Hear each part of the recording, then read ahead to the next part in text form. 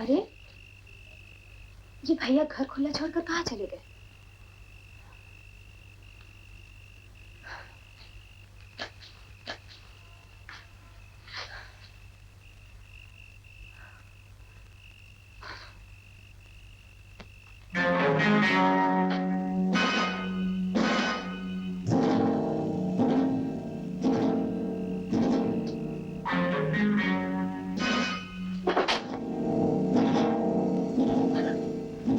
कौन हो तुम? भैया कहाँ है? मैं एक वक्त में सिर्फ एक बात का जवाब देता हूँ। मेरा नाम अजीत सिंह। झूठ बोल रहे हो, तुम मेरे भैया नहीं हो। नहीं।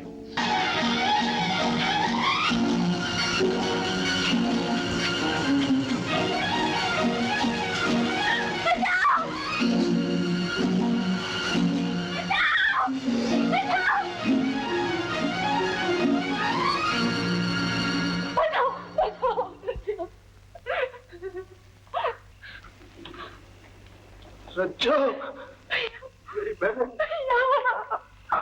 रज्जो, रज्जो कहाँ खो गई थी? ये मेरा माल है।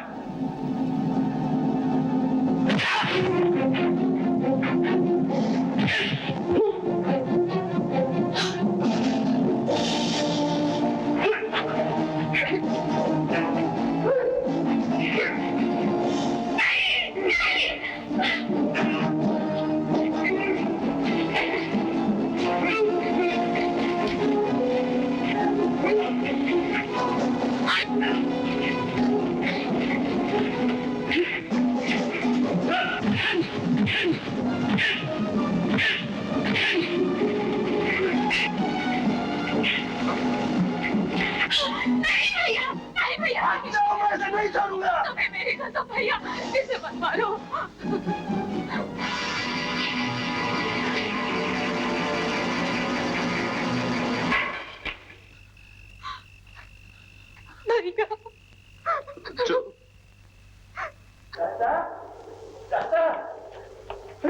अरे मैंने सोचा कि तुम्हें आने में देर होगी तो जरा खाना पका लो। अरे खाने को छोड़ो चाचा, देखो देखो कौन आया।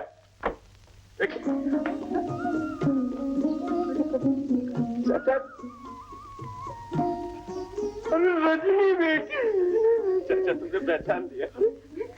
अरे जिसको देखने के लिए तुम इतने हफ्ते से बेचैन थे, क्या मेरे मन की आंखें उसे पहचान नहीं सकती? बेटा मगर मिली कैसे? बस ये समझे चाचा जी कि भगवान ने मेरी जीवन रक्षा के लिए भैया को भेज दिया। अरे मैंने कहा था ना कि जिस भगवान ने भाई बहन को जुदा किया है, एक दिन वो उन्हें जरूर मिलाएगा, जरूर मिलाएगा।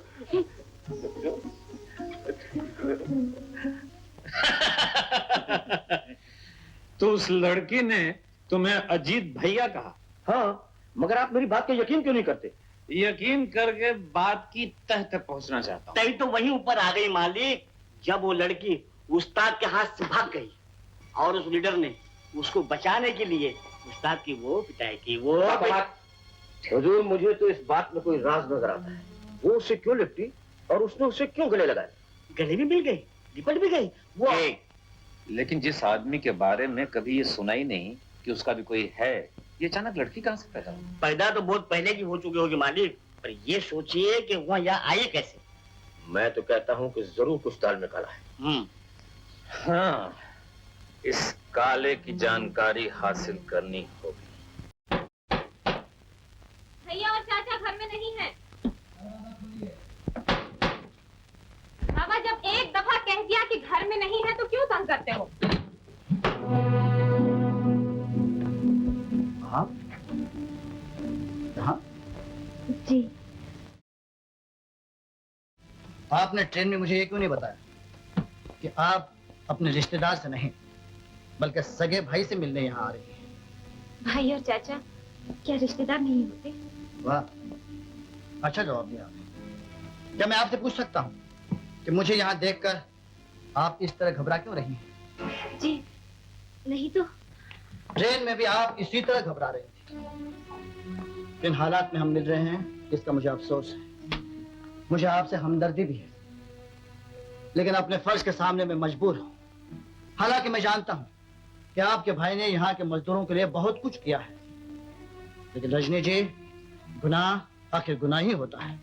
नहीं नहीं, मेरे भैया पर कोई इल्जाम मत लगाइए। वो निर्दोष हैं। उन्होंने कभी किसी को कोई नुकसान नहीं पहुंचाया। वो तो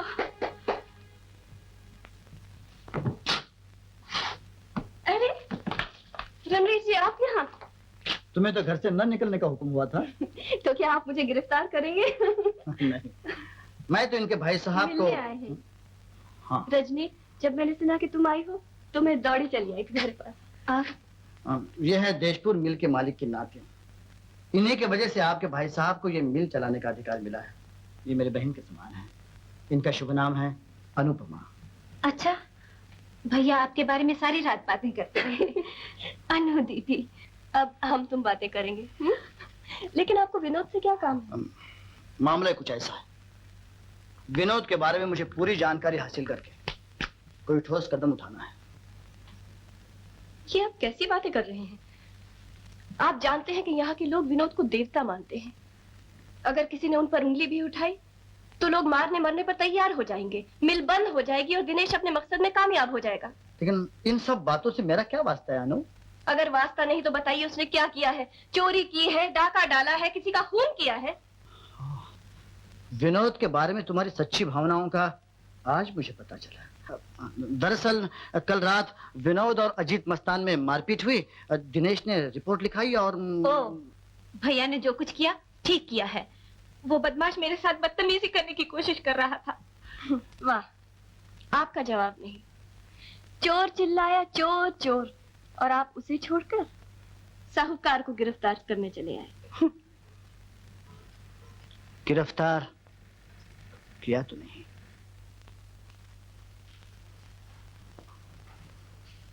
आप आ गई? मैं काफी देर से आपका इंतजार कर रहा हूं। अच्छा, क्यों? क्या मैं पूछने की गुस्ताखी कर सकता हूं कि आप कहां तशरीफ ले गई थी?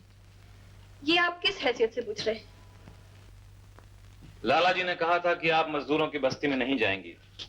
उन्होंने कहा था और मैंने सुन लिया था। आप दखल देने वाले कौन? लाला जी की इज्जत की जिम्मेदारी मुझ पर है, इसलिए मैं ये नहीं चाहता कि आप कोई ऐसा काम करें जिससे उन्हें कोई तकलीफ हो या कोई आप पर उंगली उठाए। अफसोस मिस्टर दिनेश कि जो जिम्मेदारी आपको दी जाती है आप उसमें कामयाब नहीं हो पाती। मिल आपके सुपुर्द की गई, वहां नुकसान हुआ।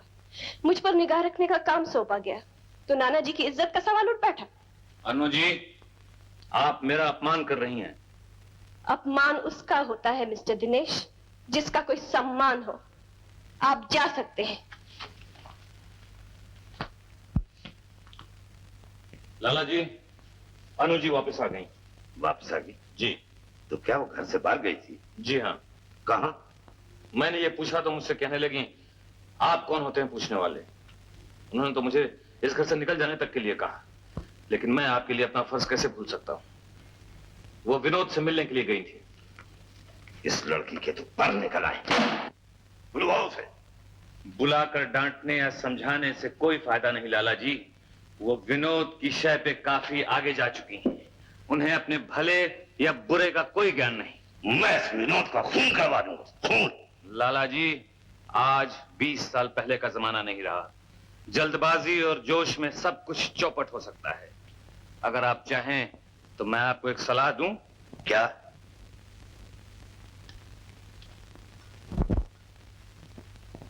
अनु, मैंने फैसला किया है, जल्द ही तुम्हारी शादी कर।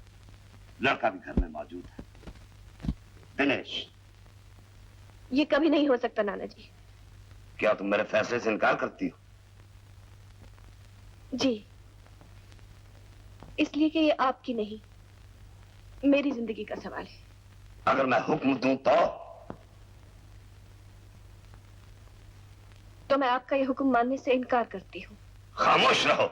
ये तुम नहीं, तुम्हारी आवाज में विनोद की जलालत बोल रही है। ये जलालत नहीं, हकीकत है जो मुझे विनोद से नहीं बल्कि अपनी माँ की भटकती हुई आत्मा से मिली है।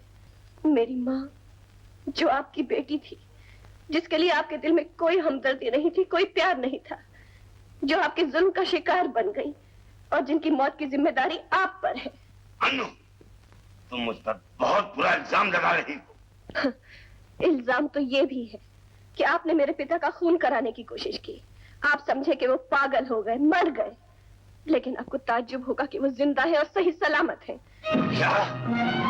हाँ, और जब मुझे ये सब मालूम हुआ तो मेरा दिल नफरत से भर गया।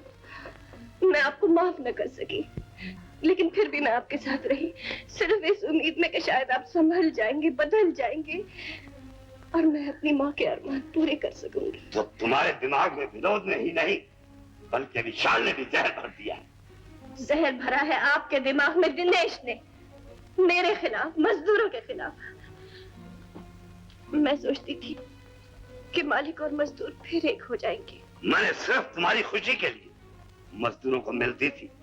मुझे नहीं मालूम था कि तुम उन लोगों से मिलकर मेरे ही खिलाफ साजिश करो। याद रखो, मिल पर आज भी मेरा कानूनी हक है।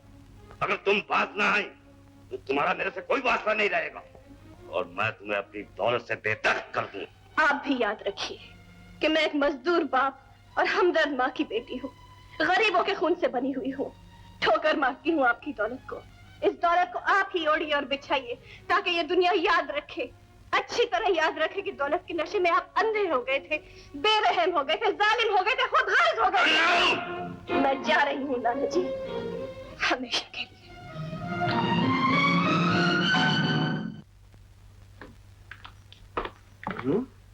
तुम यहाँ? हाँ, आज मैं नाना जी का घर छोड़कर आई हूँ। क्या कह रही हो तुम?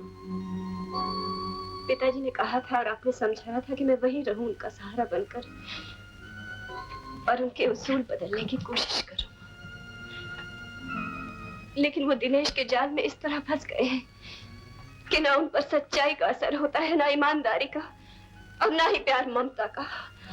वो आपको और मजदूरों को दिए हुए वचन भूलकर सिर्फ एक धनवान की तरह हुक्म चलाना चाहते हैं, हुक्म जिस पर अमल किया जाए। कि नानू, तुम्हारी मुखालफत का जवाब देने के लिए वो कोई भी तरीका इख्तियार कर सकते हैं। मुझे कोई परवाह नहीं, मैं तुम्हारे पास आई हूँ, तुम्हारे पास रहूंगी। ठीक है अनु, लेकिन मैं एक अजीब उलझन में फंसा हुआ हूँ। उलझन? हाँ, मैंने कई बार तुमसे कहना चाहा, मुझ में हिम्मत नहीं हुई। तो अब कह दो। अनु, मैं एक अभागा इंसान हूँ। तुम्हारी हमदर्दी ने मुझे एक नया रास्ता दिखाया है। तुम्हारा प्यार मुझे जिंदगी में सब कुछ दे सकता है, लेकिन तुम्हारे और मेरे बीच दुनिया की कोई ताकत नहीं आ सकती विनोद।